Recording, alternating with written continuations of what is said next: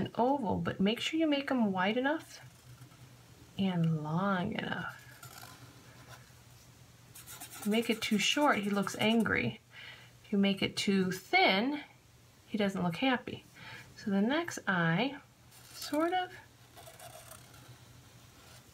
at a slant, and the black dot should be at the same level, but the same size. Then we will do his head, and it touches the eye, and it comes around a little bit like that. Now his eyebrow here is floating.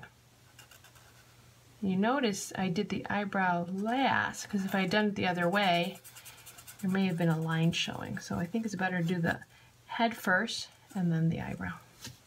And then this eyebrow sort of starts at the same point that that one does.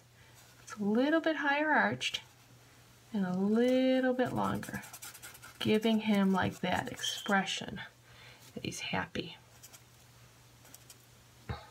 Okay, now let's do his nose. His nose, you can see it starts, it's rounded, and then it comes like almost as a diamond shape. And it starts from the eye, fits out up to here. Now, it goes up a little bit higher than I've made it, so I'm gonna add the black in. Now, if you're doing this in pencil, you could fix the proportions, but I'm using a Sharpie, which I love to use, but you can't really change anything. It's better when you've drawn everything and then Sharpie it. Make the Sharpie lines. Okay, it's not too bad. I think it's still a little bit more round. More round. So you got to play with it. I'm going to go down and make it more round. I think it was more round. There we go. Okay. Even this. A little too sharp. A little bit more round. Okay, let's go that. And then his mouth, the top of his mouth, or his lip, I should say, starts in the middle of the nose, right about here. It almost makes a triangle shape.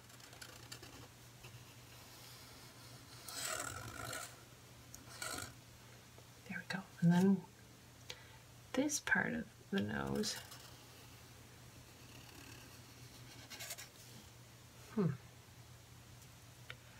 Now, let's go ahead and do his mouth. I'm going to start it here, and it ends right about here. It does stay close to the upper lip, so make sure it does that same thing. Goes down, and goes up around. There we go. And his lip, the lower lip, starts like by the top part of his teeth, sort of goes down like that.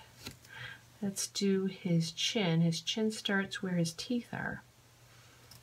And then we'll have it go up. Okay. Let's finish his ears. Well, we could do his neck, but remember we need to leave a space for his ears, so we'll leave that.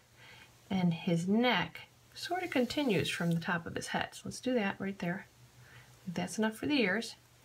We know it goes down like this. And I want to stop about here because I want to add in this collar here. Then we'll do the other side of his neck. And let's make a reference point here at his chin. Goes out like right here. Okay.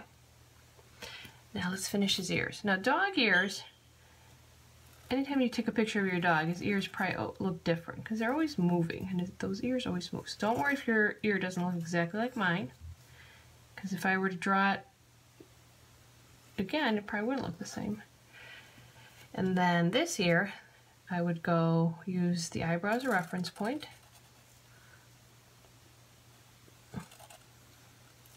Okay. Comes up about above the ear. Okay. Here they also do a little bit more of a swivel here. Okay. Now let's go ahead and do the collar. So the collar would come right about here, but it doesn't lay flat. It sort of goes outside of the neck. So it's floating. Do the same thing on the other side. Make a straight line,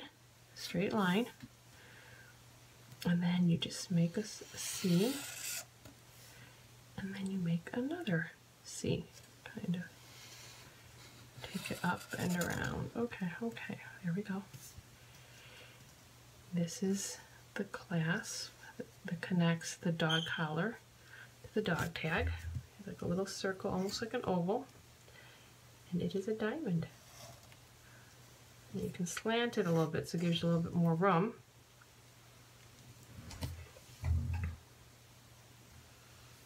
And then you add the other lines to give it a little bit more depth. And that's our Scooby Doo. Thank you.